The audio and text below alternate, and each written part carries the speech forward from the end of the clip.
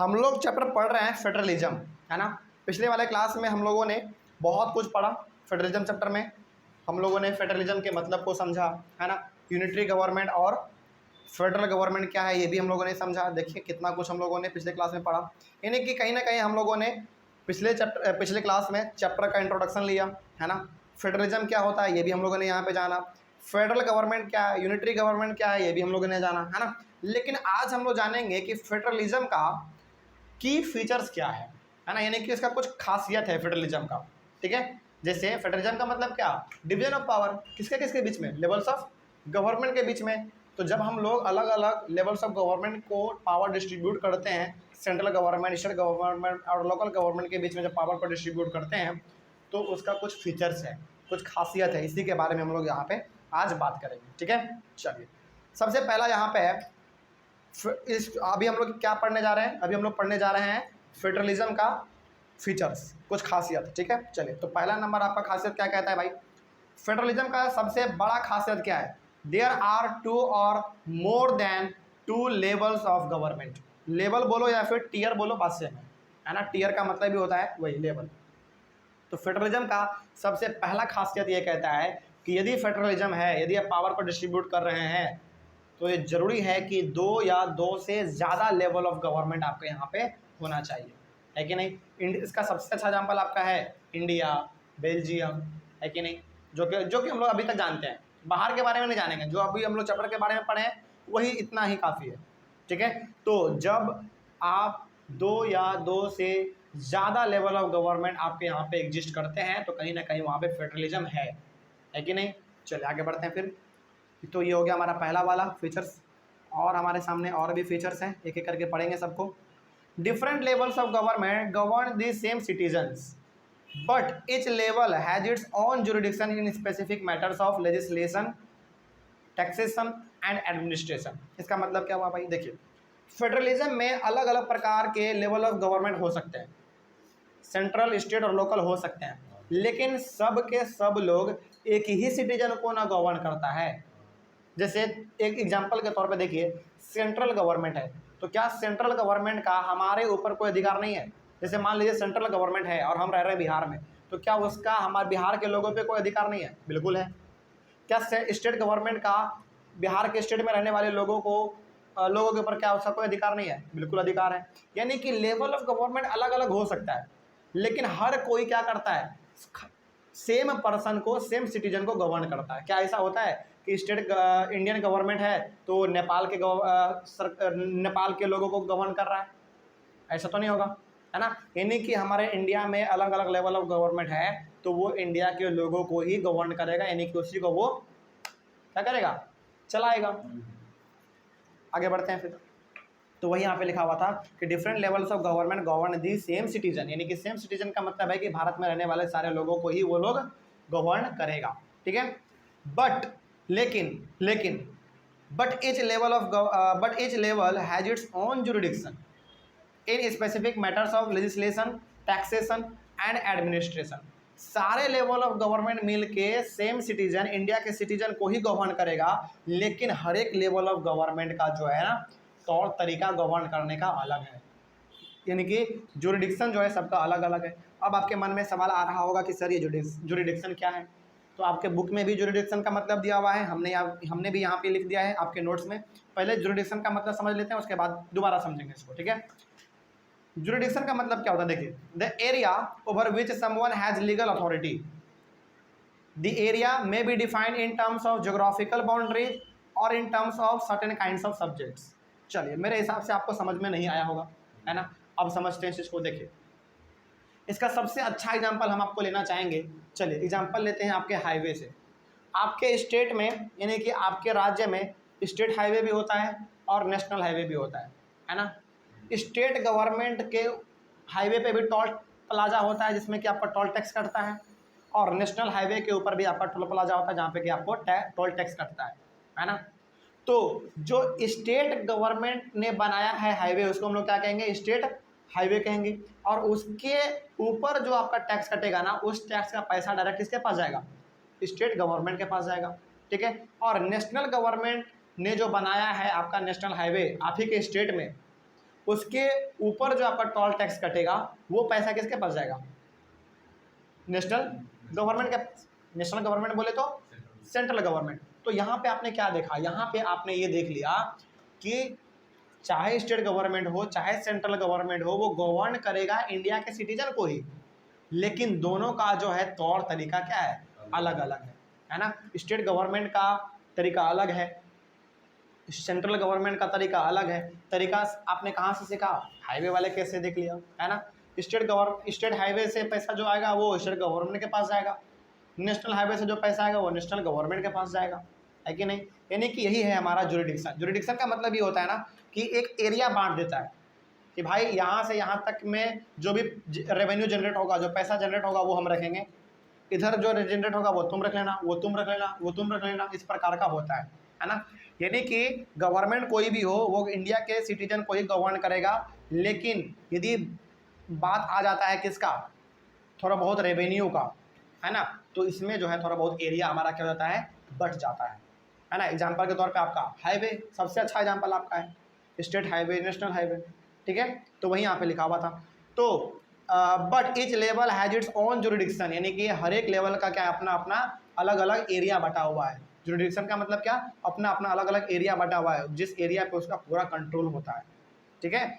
In specific matter, जैसे किस किस मैटर पे एरिया बांटा जाता है ये भी जान लीजिए। लेजिस्लेशन यानी कि नियम कानून। लेजिस्लेचर का मतलब क्या? नियम कानून। वही लेजिस्लेचर से आपका निकला हुआ है लेजिस्लेशन, ठीक है।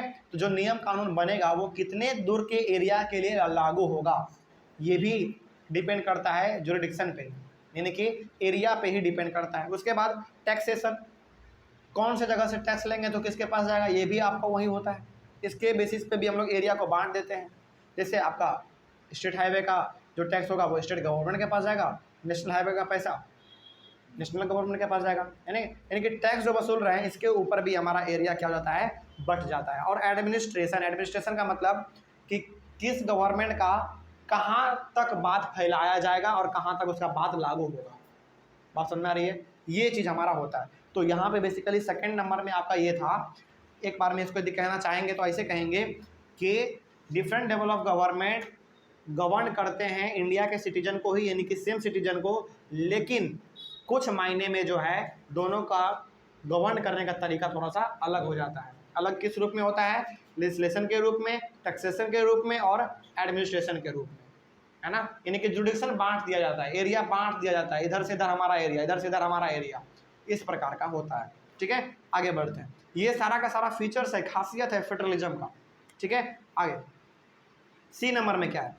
The jurisdictions of the respective levels of government are specified in the constitution, so the existence and authority of each level of government is constitutionally guaranteed। देखो जो जुरिडिक्शन होता है ना, यानी कि अलग अलग लेवल का जो लेवल ऑफ गवर्नमेंट का जो जुरिडिक्शन है, यानी कि जो एरिया बटा हुआ है कि इधर से इधर का हम टैक्स लेंगे, इधर का टैक्स तुम ले लेना, है ना। इधर हमारा एडमिनिस्ट्रेशन चलेगा, यानी कि हमारा नियम कानून चलेगा, उधर तुम्हारा नियम कानून चलेगा। इस प्रकार का जो होता है ना, ये क्या हम लोग अपने मन से बनाते हैं? एरिया जो डिफाइन करते हैं क्या हम लोग अपने मन से करते हैं? नहीं, ये हमारे संविधान में ऑलरेडी लिखा हुआ है। संविधान में ये प्रोविजन है कि नेशनल गवर्नमेंट जो है स्टेट में आकर अपना हाईवे क्या कर सकता है? बना सकता है। ये कॉन्स्टिट्यूशन में है लिखा हुआ। तो जो जुरिडिक्शन है स्टेट गवर्नमेंट का और सेंट्रल गवर्नमेंट का कि कहाँ से कहाँ तक हमारा कंट्रोल होगा, कहाँ से कहाँ तक एरिया का टैक्स हमारे पास आएगा, ये सारा का सारा हमारा जो है कॉन्स्टिट्यूशन में लिखा हुआ है। तो क्या हम लोग कह सकते हैं कि ये कॉन्स्टिट्यूशनली गारंटेड है? यानी कि ये जो है किसी एक आदमी ने तय नहीं किया है, बहुत सारे लोगों ने मिल के हमारे संविधान को बनाया है, तब जाकर उस बात को वहाँ पे लिखा गया है ना। तो वही बात यहाँ पे लिखा हुआ था कि जो जुरिडिक्शन है, जो एरिया बटा हुआ है, वो जो है हमारा कॉन्स्टिट्यूशन के द्वारा ही तय किया जाता है। कॉन्स्टिट्यूशन में लिखा हुआ है ये चीज़ कि आप कर सकते हैं, ऐसा एरिया को बांट सकते हैं, ठीक है। उसके बाद आगे बढ़ते हैं। फिर कहाँ गया हमारा? हाँ, so the existence and authority of each level of government is constitutionally guaranteed. तो इस वजह से हम कह सकते हैं कि जो स्टेट गवर्नमेंट है और जो आपका सेंट्रल गवर्नमेंट है या फिर जो लोकल गवर्नमेंट है, ये जिस तरीके से अपने तौर तरीक़ों के लिए एरिया को बांटते हैं, है ना, वो जो है पूरी तरीके से आपका कॉन्स्टिट्यूशनली गारंटेड है। यानी कि गारंटी देता है कौन? संविधान आपको गारंटी देता है कि आप ऐसा कर सकते हैं। ठीक है, आगे बढ़ते हैं। फिर चौथा में क्या है, चौथा में है the fundamental provisions of the constitution cannot be unilaterally changed by one level of government, such changes require the consent of both the levels of government. देखो हमारे संविधान में ना, यानी कि कॉन्स्टिट्यूशन में समय समय पर बदलाव होता रहता है, यानी कि उसमें चेंजेस जो है वो आता रहता है। तो क्या चेंज उसमें केवल और केवल एक ही लेवल ऑफ गवर्नमेंट ला सकता है क्या? नहीं, चेंज लाने के लिए अलग अलग गवर्नमेंट का वहाँ पे सहमति चाहिए होता है। आज यदि आप ऐसा सोचते हैं कि संविधान में कुछ बदलाव करना है, कुछ अमेंडमेंट करना है, तो एक ही लेवल ऑफ गवर्नमेंट जाके उसको कर लेगा, ऐसा बिल्कुल भी नहीं होता है। संविधान देखो, संविधान क्या है, कॉन्स्टिट्यूशन क्या है, उसी के ऊपर पे तो कोई कंट्री चलता है ना, और उसी को कोई अकेला मिलकर चेंज कर दे रहा है, बदल दे रहा है, ये बिल्कुल भी सही नहीं है। तो यदि संविधान में कोई बदलाव करना है, कोई चेंजेस लाना है, तो इसके लिए आपको आपके कंट्री में जितने भी लेवल ऑफ गवर्नमेंट है सबका सहमति चाहिए होता है। ठीक है, याद रखिएगा इस चीज़ को। और ये भी आपका जो है बहुत ही इंपॉर्टेंट फीचर्स है फेडरलिज्म का। उसके बाद पांचवा में लिखा हुआ है courts have the power to interpret the constitution and the powers of different levels of government. हमारे इंडिया में क्या अलग अलग कंट्री में कोर्ट के पास यह पावर होता है कि वो कॉन्स्टिट्यूशन को इंटरप्रेट कर सकता है, यानी कि कॉन्स्टिट्यूशन को वो चेंज कर सकता है, यानी कि यदि कहीं पे कॉन्स्टिट्यूशन में चेंजेस का ज़रूरत है तो वो वहाँ पे चेंज करवा सकता है, वो ऑर्डर दे सकता है। बात समझ रहे हो? यानी कि कोर्ट के पास जो है ना सुप्रीम पावर है, वो जो चाहे संविधान में वो करवा सकता है। मान लीजिए कोर्ट के जज को लग गया ऐसा कि कोर्ट के जज को ऐसा लगा कि संविधान में जो है ना, यानी कि कॉन्स्टिट्यूशन में कुछ ऐसा चीज़ है जो कि बदलना चाहिए, तो वो ऑर्डर कर देगा हमारे लेजिस्लेचर को कि देखो भाई इसमें ये गड़बड़ी है, इसको बदलो, तो वो बदल लेगा, है ना। तो वही यहाँ पे बात कहा गया है कि कोर्ट के पास ये पावर होता है कि संविधान को वो क्या कर सकता है, इंटरप्रेट कर सकता है, यानी कि उसमें थोड़ा बहुत बदलाव वो ला सकता है। ठीक है, आगे बढ़ते हैं। फिर the highest court act as an supreme the highest court act as an umpire if disputes arises between different levels of government in the exercise of their respective powers। यहाँ पे बात कहा गया है हाईएस्ट कोर्ट का। Highest court का मतलब कौन? Supreme court. हमारे इंडिया के लिए यदि बात किया जाए तो सुप्रीम कोर्ट। तो सुप्रीम कोर्ट के पास ये पावर है, उनके पास ये अधिकार है कि यदि अलग अलग लेवल ऑफ गवर्नमेंट के बीच में लड़ाई झगड़ा होता है, किसी प्रकार का नोक झोंक होता है, तो सुप्रीम कोर्ट के पास ये पावर है कि वो जो है उसको वहाँ पे उसके बीच में आकर एक फैसला सुना सकता है, यानी कि उसको वहाँ पे डिसीजन ले सकता है। ठीक है, तो सुप्रीम कोर्ट किसी भी कंट्री का जो वो है वो एक अंपायर का काम करता है। जैसे क्रिकेट में होता है ना अंपायर, जो अंपायर एक बार डिसीजन दे दिया वो लागू हो जाता है ना। उसी प्रकार से सुप्रीम कोर्ट किसी भी कंट्री का एक अंपायर के तौर पर काम करता है। जैसे मान लीजिए स्टेट गवर्नमेंट और सेंट्रल गवर्नमेंट के बीच में नोक झोंक हो गया, थोड़ा बहुत लड़ाई झगड़ा हो गया इस प्रकार का, है ना। जैसे मान लीजिए कि सेंट्रल गवर्नमेंट ने जो नियम कानून बनाया वो नियम कानून जो है स्टेट गवर्नमेंट को पसंद नहीं आया, तो हो सकता है कि थोड़ा बहुत नोक झोंक हो जाए। तो इस बीच में कौन आएगा? इस बीच में आएगा हमारा सुप्रीम कोर्ट और कहेगा कि भाई क्या दिक्कत है तुम दोनों को बताओ, तो बताएगा। उसके बाद फिर सुप्रीम कोर्ट अपना एक फैसला सुनाएगा और सुप्रीम कोर्ट जो फैसला एक बार सुना दिया दोनों को मानना पड़ेगा। ठीक है, तो ये भी चीज़ हमारा होता है। तो सुप्रीम कोर्ट के पास पूरा का पूरा आप कह सकते हैं कि सुप्रीम पावर है उसके पास, वो जो डिसीजन लेना चाहे वो फ्रीली ले सकता है। ठीक है, आगे। और यदि गवर्नमेंट के बीच में अलग अलग गवर्नमेंट के लेवल के बीच में यदि लड़ाई झगड़ा हो गया थोड़ा बहुत अपने पावर को लेकर, तो वहाँ पे सुप्रीम कोर्ट अपना अलग फैसला सुना सकता है। आगे बढ़ते हैं। फिर छठे नंबर में लिखा हुआ है sources of revenue for each level of government are clearly specified to ensure its financial autonomy. देखो सेंट्रल गवर्नमेंट के पास पैसा कहाँ से आएगा, स्टेट गवर्नमेंट के पास पैसा कहाँ से आएगा, ये भी दोनों का अपना अलग अलग तय किया हुआ है ऑलरेडी, है ना। जैसे पहले क्या था ना, पहले स्टेट गवर्नमेंट टैक्स अलग लेता था, सेंट्रल गवर्नमेंट टैक्स अपना अलग लेता था, लेकिन अब क्या आ गया? अब आ गया हमारा जीएसटी, है ना। जीएसटी क्या कहता है? जीएसटी कहता है कि आप अपने सामानों का टैक्स एक ही बार दीजिए और उसी टैक्स से जो है टैक्स आपका चल जाएगा स्टेट गवर्नमेंट के पास और अपना चल जाएगा आपको सेंट्रल गवर्नमेंट के पास, यानी कि आपको अलग अलग टैक्स देने की अब जरूरत नहीं है। अब आप एक बार टैक्स पे कीजिए, उसी में से जो है ऑटोमेटिकली आपका कुछ पैसा स्टेट गवर्नमेंट के पास चल जाएगा और कुछ पैसा आपका सेंट्रल गवर्नमेंट के पास चल जाएगा। यानी कि सेंट्रल और स्टेट गवर्नमेंट को चलाने के लिए जो पैसा चाहिए वो पैसा कहाँ से आना है वो भी इन दोनों का अपना अलग अलग एरिया है। और समझ में आ रही है? चलिए आगे बढ़ते हैं फिर। उसके बाद 7वां नंबर में है the federal system. Federal system मतलब फेडरल गवर्नमेंट का बात कर रहे हैं यहाँ पे। The federal system has dual objectives.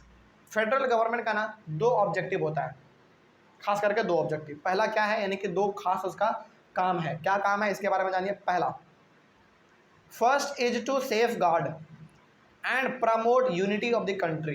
पहला यही है, यानी कि safeguard and promote unity of the country. यदि आपके यहाँ पे फेडरल गवर्नमेंट है तो सबसे पहला आपका काम ये बनता है, कि आपके कंट्री में जो यूनिटी है, यूनिटी मतलब जो एकता है, उसको बचा के रखिए। मतलब कि जैसे हमारे इंडिया में यदि आज देखा जाए तो हिंदू, मुस्लिम, सिख, ईसाई, जैन, बुद्धिज़्म, हर कोई आपस में जो है मिलजुल के रह रहा है। तो ये क्या यूनिटी तो है। तो पहला कहता है कि यदि आपके यहाँ पे फेडरल गवर्नमेंट एग्जिस्ट करता है तो आप क्या कीजिए, अपने यहाँ की यूनिटी को बचा के रखिए, ठीक है। और दूसरा, एंड प्रमोट, और प्रमोट भी करना है और बढ़ावा भी देना है, लोगों को बताना भी है कि भाई एकता में ही बल है, ऐसा बताना है। तो ये किसका ऑब्जेक्टिव है? ये फेडरल गवर्नमेंट का ऑब्जेक्टिव है, जो कि भारत आज बखूबी निभा रहा है, लेकिन यानी कि पहला ये हो गया कि यदि आपके यहाँ पर यूनिटी है तो उसको बचा के रखो और उसको बढ़ाओ, ठीक है। ऐसा नहीं कि एकता में जाके नमक घोल दिए तो अलग हो गया, लड़ाई झगड़ा क्रिएट कर दिया, ऐसा नहीं होना चाहिए, ठीक है। तो पहला ये कहता है। दूसरा क्या कहता है, and second is to accommodate regional diversity. यानी कि दूसरा ये कहता है कि जो आपके यहाँ पे डाइवर्सिटी है, अलग अलग प्रकार के विभिन्न प्रकार के लोग रहते हैं, अलग अलग लैंग्वेज बोलते हैं, अलग अलग कॉस्ट्यूम पहनते हैं, अलग अलग कल्चर है उनका, उन सभी को क्या करो, एकोमोडेट करो, यानी कि एक साथ जोड़ो आपस में, तभी जाकर आपका फेडरल गवर्नमेंट वाला सिस्टम अच्छी तरीके से चल पाएगा, ठीक है। तो ये होता है हमारा फेडरल गवर्नमेंट का, यानी कि फेडरल सिस्टम का डुअल ऑब्जेक्टिव, 2 ऑब्जेक्टिव उसका है खास करके, ठीक है। याद रहेगा ये चीज़। चलिए आगे बढ़ते हैं फिर। उसके बाद हम लोग अपने NCERT को यदि आप पलट के देखेंगे ना तो वहाँ पे और कुछ जो के बारे में बात हुआ है, जैसे खास करके बात हुआ वहाँ पे कमिंग टुगेदर फेडरेशन और होल्डिंग टुगेदर फेडरेशन, है ना। यानी कि बेसिकली बात कहा गया है कि देखो यहाँ पे क्या है, there are 2 kinds of routes through which federation have been form. यानी कि फेडरेशन जो है, यानी कि फेडरलिज्म जो है वो और 2 अलग अलग प्रकार से डेवलप किया जा सकता है। फेडरलिज्म मतलब क्या, डिवीजन ऑफ पावर, है ना। वो और 2 अलग अलग प्रकार से फॉर्म किया जा सकता है, यानी कि उसको क्रिएट किया जा सकता है। पहला का नाम है आपका कमिंग टुगेदर फेडरेशन और दूसरा का नाम है होल्डिंग टुगेदर फेडरेशन। इन दोनों को पढ़ने से हम लोग ये जानेंगे कि किस प्रकार से हम लोग फेडरलिज्म को बढ़ावा दे सकते हैं और किस किस प्रकार से हम लोग पावर को शेयर कर सकते हैं, ये हम लोग पढ़ेंगे अपने अगले वाले क्लास में, ठीक है। चलिए, थैंक यू वेरी मच।